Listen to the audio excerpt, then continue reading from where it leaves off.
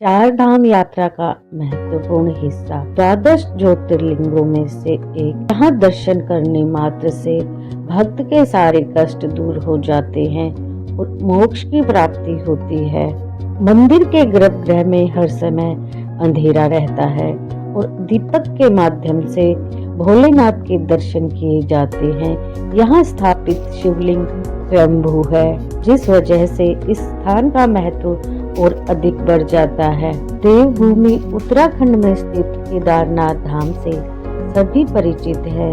यहाँ महादेव के दर्शन के लिए हर साल लाखों की संख्या में भक्त आते हैं और इस स्थान की अलौकिकता से मंत्रमुग्ध हो जाते हैं। 400 सालों तक बर्फ में दबे रहे इस मंदिर के साथ जुड़े हैं कुछ और रहस्य। आइए जानते हैं आज की प्रस्तुति में। वीडियो में अंत तक बने रहें और ऐसी जानकारी के लिए चैनल को अवश्य सब्सक्राइब करें।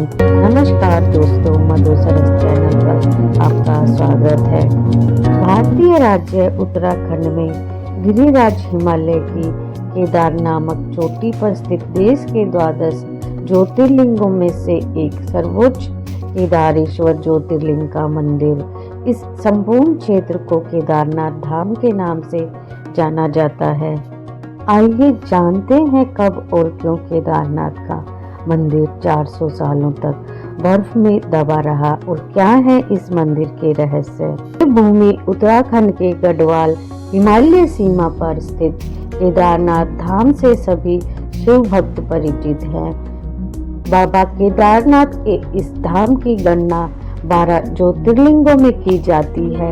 इस धाम की विशेषता यह है कि यहाँ साल के 6 महीने मंदिर के कपाट खुलते हैं और बाकी के दिन भक्तों के लिए कपाट बंद कर दिए जाते हैं। लेकिन मंदिर में उपस्थित सभी देवताओं को ऊनी खट लाया जाता है और वहाँ उनकी पूजा की जाती है। हिमालय की गोद में स्थित इस धाम के दर्शन करने के लिए देश विदेश के श्रद्धालु लाखों की संख्या में यहाँ आते हैं और इस स्थान की अलौकिकता को देखकर मंत्रमुग्ध हो जाते हैं।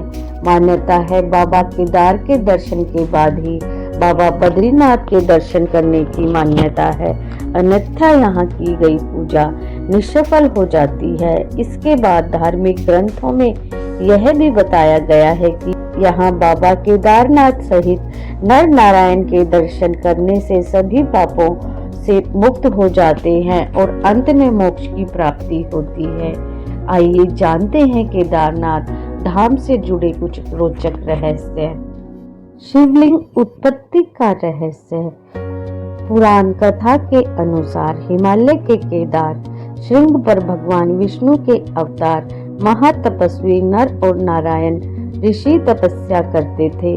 उनकी आराधना से प्रसन्न होकर भगवान शंकर प्रकट हुए और उनके प्रार्थना अनुसार ज्योतिर्लिंग के रूप में सदा वास करने का वर प्रदान किया। यह स्थल केदारनाथ पर्वत राज हिमालय के केदार नामक श्रृंग पर स्थित है। केदारनाथ घाटी में 2 पहाड़ हैं, नर और नारायण पर्वत। विष्णु के 24 अवतारों में से एक नर और नारायण ऋषि की यह तपोभूमि है। दूसरी ओर बद्रीनाथ धाम है। यहाँ भगवान विष्णु विश्राम करते हैं। कहते हैं सतयुग में बद्रीनाथ धाम की स्थापना नारायण ने की थी और इसी आशय को शिव पुराण के कोटि रुद्र संहिता में भी व्यक्त किया गया है। पांडव कथा।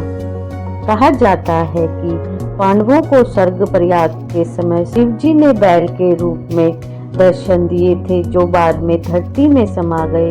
लेकिन पूर्णतः समाने से पूर्व भीम ने उनकी पूंछ पकड़ ली थी। जिस स्थान पर भीम ने इस कार्य को किया था उसे वर्तमान में केदारनाथ धाम के नाम से जाना जाता है और जिस स्थान पर उनका मुख धरती से बाहर आया उसे पशुपतिनाथ कहा जाता है।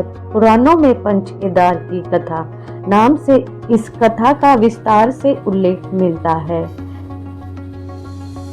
केदारनाथ और पशुपतिनाथ मिलकर पूर्ण शिवलिंग बनता है। केदारनाथ मंदिर उत्तराखंड के रुद्रप्रयाग में स्थित है। इसे अर्ध ज्योतिर्लिंग कहते हैं। नेपाल के पशुपति मंदिर को मिलाकर यह पूर्ण होता है। स्थित स्वयंभू शिवलिंग अति प्राचीन है। यहाँ के मंदिर का निर्माण जन्मेजय ने कराया था और जीर्णोद्धार आदि शंकर जी ने किया था। एक रेखा पर बने हैं केदारनाथ और रामेश्वरम मंदिर। केदारनाथ मंदिर को रामेश्वर मंदिर की सीध में बना हुआ माना जाता है। उक्त दोनों मंदिरों के बीच में कालेश्वर, श्री कालाहस्ती मंदिर, एकम्बेश्वर मंदिर, अरुणाचल मंदिर, तिलई नटराज मंदिर और रामेश्वरम आता है। ये शिवलिंग पंचभूतों का प्रतिनिधित्व करते हैं। 400 वर्षों तक बर्फ में दबा रहा मंदिर। वर्तमान में स्थित केदारेश्वर मंदिर को सर्वप्रथम पांडवों ने बनवाया था, लेकिन वक्त के थपेड़ों की मार के चलते यह मंदिर लुप्त हो गया। बाद में 8वीं शताब्दी में आदि शंकराचार्य ने एक नए मंदिर का निर्माण कराया जो 400 वर्षों तक बर्फ में दबा रहा। तब इस मंदिर का निर्माण 508 ईसा पूर्व जन्मे और 476 ईसा पूर्व देह त्याग गए आदि शंकरा ने करवाया था। इस मंदिर के पीछे ही उनकी समाधि है। इसका गर्भगृह अपेक्षाकृत प्राचीन है, जिसे 80वीं शताब्दी के लगभग का माना जाता है। पहले 10वीं सदी में मालवा के राजा भोज द्वारा और फिर 13वीं सदी में मंदिर का जीर्णोद्धार भी किया गया। 400 सालों तक ऐसे बर्फ में दबा रहा केदारनाथ का मंदिर और जब बाहर से निकला तो पूर्णतः सुरक्षित था।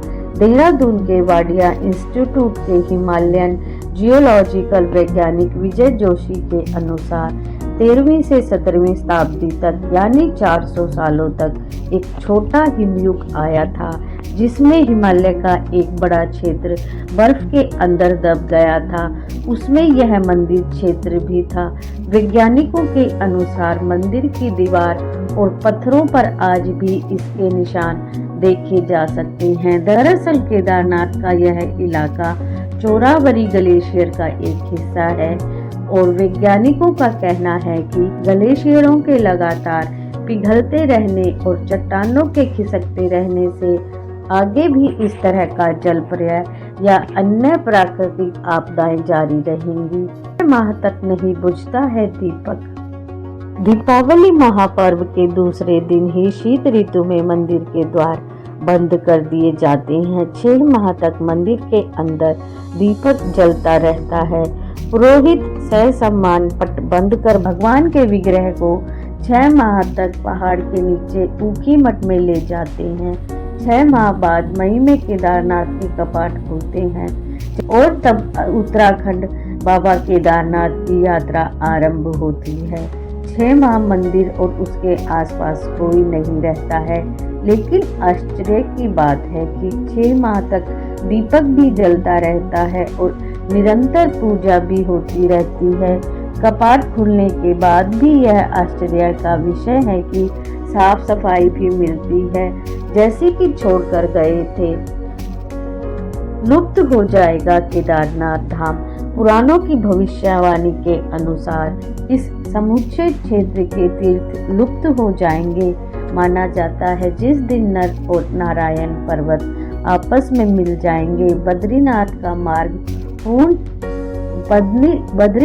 का मार्ग पूरी तरह बंद हो जाएगा और भक्त बद्रीनाथ के दर्शन नहीं कर पाएंगे। पुराणों के अनुसार वर्तमान बद्रीनाथ धाम और कादेश्वर धाम लुप्त हो जाएंगे और वर्षों बाद भविष्य में भविष्य बद्री नामक नए तीर्थ का उद्गम होगा। तूफान और बाढ़ में भी रहता है सुरक्षित। 16 जून 2013 की रात प्रकृति ने कहर बरपाया था। जल प्रलय से कई बड़ी बड़ी मजबूत इमारतें ताश की तरह ढहकर पानी में बह गई थी, लेकिन केदारनाथ के मंदिर का कुछ नहीं बिगड़ा। आश्चर्य तो तब हुआ जब पीछे पहाड़ी से पानी के बहाव से लुढ़कती हुई विशालकाय चट्टान आई और अचानक वह मंदिर के पीछे ही रुक गई और इस चट्टान के रुकने के बाद बाढ़ का जल 2 भागों में विभक्त हो गया और मंदिर कहीं ज्यादा सुरक्षित हो गया। इस प्रलय में लगभग 10,000 लोगों की मौत हो गई थी। मंदिर का निर्माण अभी भी रहस्य बरकरार। यह मंदिर कठुआ पत्थर के भूरे रंग के विशाल और मजबूत शिलाखंडों को जोड़कर बनाया गया है। 6 फुट ऊंचे चबूतरे पर खड़े 85 फुट ऊंचे और 187 फुट लंबे और 80 फुट चौड़े मंदिर की दीवारें 12 फुट मोटी हैं। यह आश्चर्य की बात है कि इतने भारी पत्थरों को इतनी विशालकाय ऊंचाई पर लाकर एवं तराशकर कैसे मंदिर की शक्ल दी गई होगी। खासकर यह विशालकाय छत कैसे खंभों पर रखी गई। पत्थरों को एक दूसरे से जोड़ने के लिए इंटरलॉकिंग तकनीक का इस्तेमाल किया गया है। निरंतर बदलती रहती है यहाँ की प्रकृति। केदारनाथ धाम में एक तरफ करीब 22,000 फुट ऊंचा केदार, दूसरी तरफ 21,600 फुट ऊंचा खर्च कुंड और तीसरी तरफ 22,700 फुट ऊंचा भरत कुंड का पहाड़। न सिर्फ 3 पहाड़ बल्कि 5 नदियों का संगम भी यहाँ है। मंदाकिनी, मधु गंगा, शीर गंगा, सरस्वती और स्वर्ण गौरी। इन नदियों में अलकनंदा की सहायक मंदाकिनी आज भी मौजूद है। इसी के किनारे है केदारेश्वर धाम। यहाँ सर्दियों में भारी बर्फबारी और बारिश में जबरदस्त पानी रहता है। यहाँ कब बादल फट जाएं और कब बाढ़ आ जाए कोई नहीं जानता। बाबा केदारनाथ के दर्शन के लिए श्रद्धालु लाखों की संख्या में आते हैं और इस स्थान की पवित्रता, अलौकिकता को देखकर मंत्रमुग्ध हो जाते हैं। ऐसी मान्यता है बाबा केदारनाथ के दर्शन के बाद ही बाबा बद्रीनाथ के दर्शन की मान्यता है, अन्यथा यहाँ की गई पूजा निष्फल हो जाती है। बाबा केदारनाथ सहित नर नारायण के दर्शन करने से सभी पाप मुक्त हो जाते हैं और अंत में मोक्ष की प्राप्ति होती है। वीडियो में दी गई जानकारी के विषय में आपको कुछ कहना है तो कमेंट करें। वीडियो को लाइक शेयर करें, चैनल को सब्सक्राइब करें। हर हर Mahadev. Thank you for watching.